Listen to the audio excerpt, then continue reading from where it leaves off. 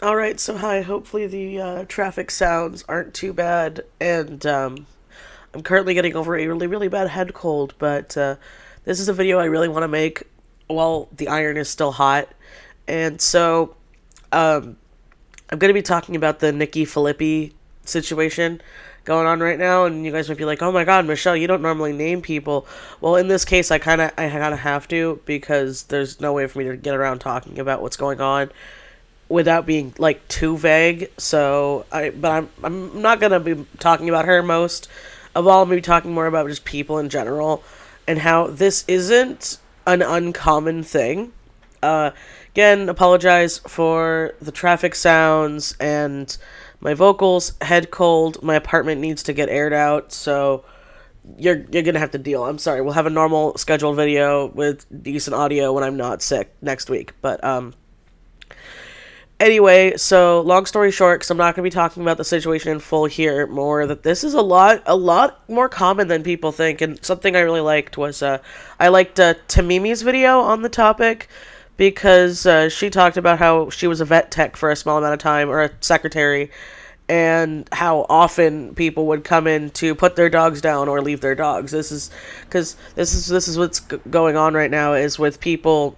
When I always say I like talking about the topics over the people, it's because of big situations like this. But when things are so black and white, you can't do it without naming the people. So anyway, if you guys don't know about the Nikki Phillippi situation, SmokeyGlow did a good video on it. TehMimi did a good video on it. I'll link those down below where they go more into like what was going on with that. But long story short, it came down to a mommy vlogger, lifestyle vlogger, whatever, where she and her husband had this dog, and instead of being good pet owners and getting their dog trained, because they had this dog for 9 years, they just like pestered it, and there's videos online of them pestering it and messing with it and doing all this stuff, and not, being dog trainers or veterinarians or knowing a thing or two about anything. On top of it, the mom's anti-vax and anti-mask, so it's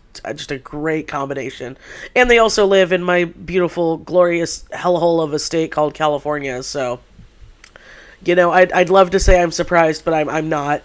Anyway, so there was an incident where their dog nipped at their kid, and I'm saying nipped because they say bite, but in the same video they keep saying nipped, and like there's like photos of it, and it's not that bad. And they ended up putting their dog down, but they made sure to do like a photo shoot with the dog and to do all this stuff because they're mommy vloggers. They can't just not have their dog that's apparently been on their channel since the beginning. I don't watch lifestyle/family vloggers. They kind of make me sick. Sorry. So I don't watch them, and then be like, hey, where's this like really unique dog that's literally been in your vlog since like the beginning.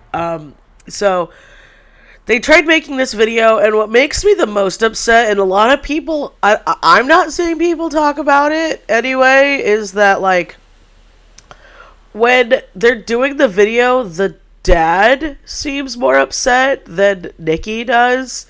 Like literally, she's just kind of like drinking her drink and like looking at the camera and like nodding her head along and like laying her head on her husband's shoulder, and just weird behavior. Like, I've been with my spouse for over 13 years, and we don't act like that. Like, if we had to make something serious, we're not going to be, like, bouncing around. We're not going to be drinking some iced drink and, like, being nonchalant about something as serious as that. You shouldn't compare yourself to other people, but it was very much a, well, we have to address this or else we can't move on with it. And we're going to be around like-minded people, right? Right? Because I guess she's got like 1 million something subscribers, which again, I'm genuinely not surprised at this point, because there are tons of people who have like millions of subscribers that I've never heard of anymore. So needless to say, this isn't. Here's the thing: I'm happy the internet's in an uproar for once, because this is something that needs to get talked about, because this is not an uncommon occurrence There are so many stupid people out there, and I'm calling them stupid. I don't care. Great, I have to edit that F out, whatever. I cannot stand these kinds of people. I have made, I think, 2 videos at this point about, like, bad pet owners or people who abuse their pets and stuff, because I love animals. I love animals. I love kids. And I'm going to tell you right now, even if your kid's a toddler, which from what I've seen, their kid is a toddler, you should be, especially if your job is mommy vlogger, you should be watching your kid around your, finger quote, as you say yourself, aggressive dog, because she calls it an aggressive dog. She's like, oh, he's had issues in the past, and so I'm sitting here like, so why are you watching your toddler? Oh, is it because you think it's funny? Is it because you think it's funny that your toddler, you openly admit, cauliflowered your other dog's ear? Be warned when you Google that, because I had heard of cauliflower ear. I didn't know what it actually was. But if you want a safer thing, go to TehMimi's video. Again, I'll link it in the description down below, where she talks about, like, what that is better than me. But this is stuff that happens all the time. I don't know if I ever talked about this in, I don't know if I ever talked about this in my bad pet owners video or not. It's been a long time, and I don't really want to go back and rewatch it right now. But I had a friend's mom. This was years ago, mind you, and I'm no longer friends with these people. I'm still friends with my friend, but not the family. Anyway, they really, really, really, really wanted to adopt another dog. And everyone's like, don't adopt another dog. You work all the time. Your kids are not here because they are in college or working. Like, there is no time for us to take care of a new dog. Don't do it. Well, the parent was like, well, I'm the parent and I have the money and I want to adopt a dog. But I want to be a better person. I want to be a rescuer. Now, my cat is a rescue. Technically, my chinchilla is a rescue. But I do agree, rescue should come first.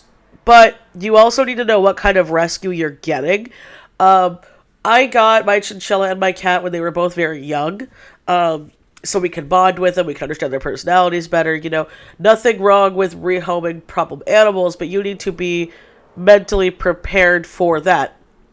And my friend at the time was a very, very in-depth dog person. She does a lot of research into dogs. Because her dog, when she was a kid, not the dog I'm talking about, the person adopted, her own dog, she had since it was a puppy, and her dog had, like, parvo, and she nursed her dog through parvo, and she's done her research. She might not be, like, a vet tech, but she's one of the people that's done her research. So people who really care can do their research. It's really not that hard. Anyway, they all told her, don't get a dog, don't get a dog, don't get a dog. You know, they don't have the time, they don't have the energy, they don't have the patience. So they got a dog anyway, because, you know, stupid people are going to stupid. And they wanted to get a rescue, and they wanted to get, like, points with their family and friends that they got, like, this abused rescue. Because they were, like, there were so many rescues there. They were like, well, you know, I want to give a home to a dog that no one else wants, a problem dog. So they got this dog, and the dog has a lot of issues. I've actually house sat for this dog. By the way, before I go more into the story, the dog is actually fine now. The dog's got a good home, well taken care of now. So, like keep that in mind. This does have a silver lining, but not at the time. And so the person they got it from was like, hey, we literally found this dog, like, out in the desert. The dog's never been on grass. The dog doesn't really know how to be around a lot of people. This dog was heavily, heavily abused and, like, heavily bred to, like, Kingdom Come. So this dog is, this is a very high maintenance, very anxiety ridden dog. And, you know, there was a lot of other things. The rescue people they got the dog from was like, all right, just so you know, never been on a leash, never did this and that, like all these things. Like, you're gonna have to do you're gonna put a lot of money and a lot of training into this dog so it can have a good life. And my friend's mom was like, yeah, I got that. Yeah, the second they brought the dog home, instantly put it on a leash, instantly took it outside to their grass-covered area, you know, tried making it walk with their other dog that already has aggression issues, and they never wanted to train their other dog because their other dog was, finger quote, too old to have training. The dog's too old to, you know, be trained for the rescue they were adopting. So the dogs didn't get along well. Like, it took, I think, like 2-3 years where the dogs, like, it got decently along. But shortly after getting it, the dog wiggled out of the leash, the sadly the abused one, and the person, my friend's parrot, tried to grab it so they wouldn't run off, and the dog bit them aggressively because, wow, who would have thought that a emotionally and physically abused dog with all these issues and all these problems, if you just lunge at them as a stranger because you had just had it for a couple days, who would have thought the dog would have bit him? The moment the dog bit that person, the parrot, they just stopped caring. They were like, we're going to get rid of it. We're going to put the dog down. We're going to do all this. And it was my friend who was like, no, I'm going to take care of it. You brought this dog in. And my friend did the hard work and the hard work and the years of work. And that dog can now function. The dog still has extreme anxiety issues. I should know. I've had the dog sit for that dog quite a few times in my life before they moved. And there were times where that dog had such separation anxiety and such issues that I couldn't take it for walks. By that point, it wouldn't take walks. It wouldn't take it with me. It would mess in the house if the other person wasn't there, so I had to clean its mess. This is all stuff I was told and I had to be prepared for. So, like, it's not impossible to do this stuff. But literally the second that dog bit the parrot that bought it, oh, that person had nothing to do with it, wanted to put the dog down, didn't care. And this is the problem. This is a very common mentality. I've talked about this previously. This is not an uncommon thing, which is why I was so happy to I'm not happy that she went through this, but she brought it up in her video because it needs to be talked about because this is such more of a common occurrence. I found out recently, that there are some people who still declaw their cats. Like, to this day. Like, they know all this stuff. They don't care. They still declaw their cats. There are people who are like, this dog's mildly inconvenienced. I'm gonna lie to the vet so the vet can put him down or leave them at the vet. It happens all the time. It's happening right now. It is happening right now like crazy because COVID restrictions are going up.